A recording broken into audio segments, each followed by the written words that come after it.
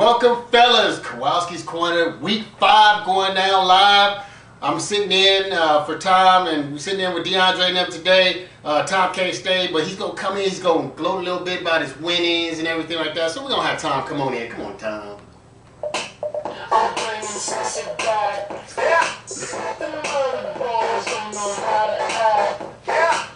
Go Tom, go Tom, go Tom, go Tom, go Tom. It's your birthday, it's your birthday, it's your birthday. Welcome to Kowalski's Corner! Yeah! Week 4, baby! Yeah! I told you I had the best job. I told you I had the best team. Yeah! I'm 4-0. No one can beat me. Slam, take that. You see, D isn't here because I wiped his ass last week. He couldn't mess with me. I just wanted to let you know I can't stay. Michelle and I got to go and watch a movie today. I promised her we would. And we're going to go and catch Sex and the City 2 before it gets out of the dollar store. And fellas, I didn't duck last week.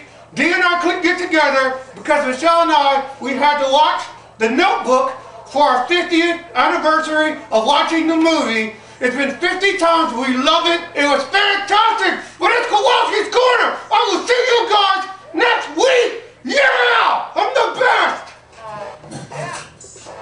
All right, well, Tom is exiting out of the building with all his hula hoo-ah. We're going to be sitting here waiting for DeAndre to come before we get started. You know how it is with black people, CP time, never can be on time places.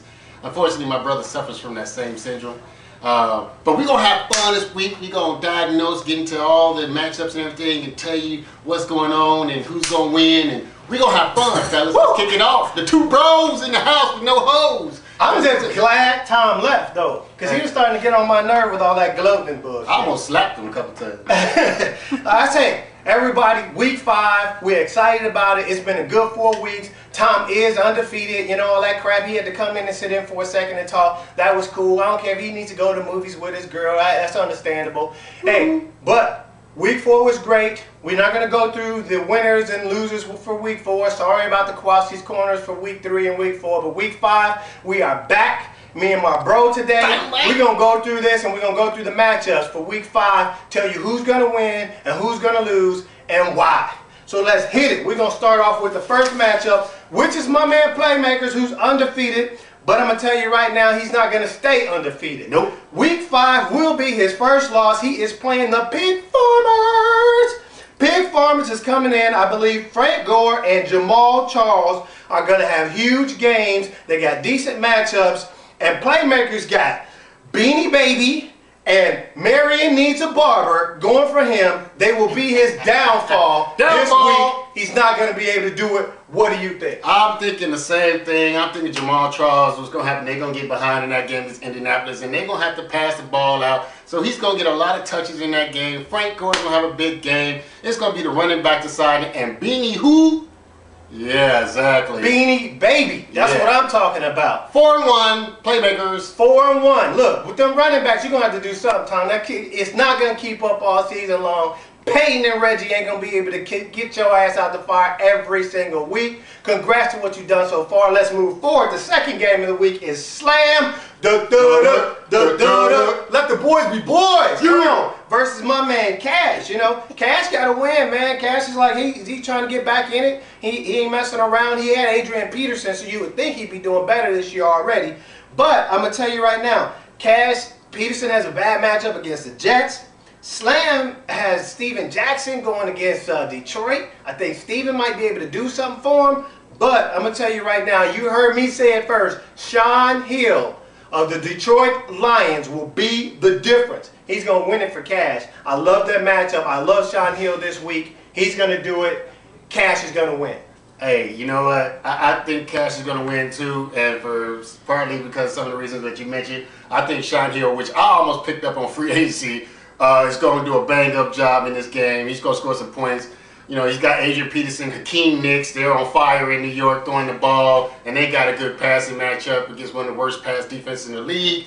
Kevin Cobb, and Larry Fitzgerald, no points? Yeah, exactly. Cash is the winner. Cool. So far, we're 2-0. We've got the same pick so far. Let's see if that continues for the third game. The third game is Big Timers or Big Whiners. It's kind of what I call them. Going against my man Crazy Cool. Crazy is really quiet and silent, but I'm going to tell you right now, my man always put good seasons together. This will be a really close game, but the defense will decide this one. I think Crazy Cooch wins it because New Orleans versus Arizona, really, they might as well be playing the Diamondbacks because that's how bad the Cardinals are this year, right. And they're going to get their butts kicked by New Orleans. New Orleans defense scores enough points to win it for Crazy Cooch this week. Right. Well, I'm looking at Crazy Cooch. I'm looking at Mr. Potter. And, you know, Steve Smith, once again, another New York receiver going against a bad defense, going to have a big game. Then this is the matchup of the week because, I mean, they're pretty good matched up. And like DeAndre said, the defense is going to be the telltale in this series. And New Orleans has a better matchup, and they're going to bang it out. So, once again, Crazy Cooch, Mr. Potter, is going to take this one. Okay, that's 3 for 3. We got to disagree on something because me and this dude don't never agree Absolutely on anything 100%. So, well, you know, we just did disagree. So, I'm with the guru on Game of the Week. I think the Game of the Week is actually going to be Mad Dog versus G-Spot. I think that's going to be the Game of the Week. That's another good one. I'm going to tell you right now, though, I didn't even look at the matchup. I don't even know who's playing for either team. But the fact that Mad Dog just got married and is on his honeymoon, Mad Dog wins. Mad Dog will win because his big ass head ain't even thinking about his lineup right now. So he's just letting it go for whatever's in there. He can't fuck it up like he does every week. So Mad Dog will win this week over the G-Spot. I'll tell you what, I'm picking Mad Dog over G-Spot because I think he has the better running back matchups. Come on, Jarvis Best, Peyton Hillis versus Chris Ivory and Correll Buckhalter. Denver with no running game, really, you know what I'm saying? It's been absent. And then we got Chris Ivory. Give me a break. He's not Reggie Bush. He's not my boy Pierre Thomas.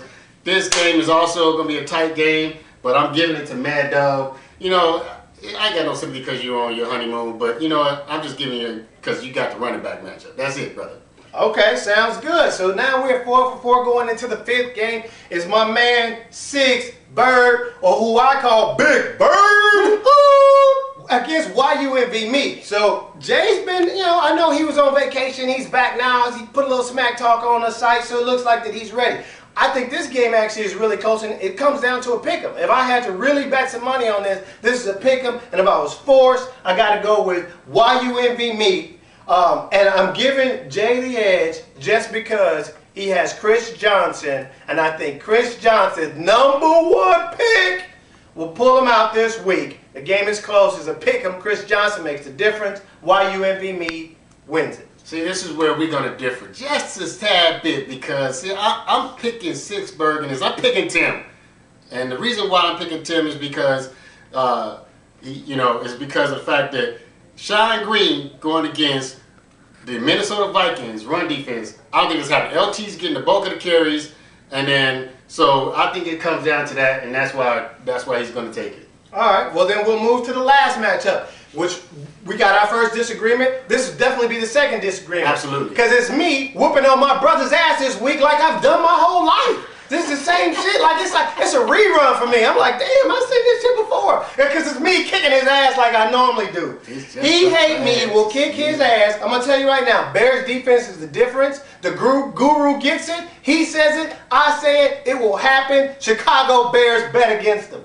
Look, once again, we are disagreeing because I'm always better than DeAndre and always have been. And I spanked his booty the last couple of years in the fantasy football. So you don't stand a chance. I don't care what the gurus say. It's what I do and what my lineup is.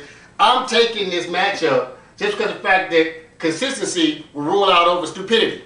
I tell you what, you have beat me in one thing. You got more gray hair. That's about it, though. I'm going to tell you right now, we're getting out of here. This was week 5 of Kowalski's Corner, baby. Maybe Tom can stay a little longer next week and do Kowalski's Corners with us. Ain't got to be with his girl all freaking week and watching movies and stuff like that. But I tell you what, we're out of here. Y'all see us next week. That's right.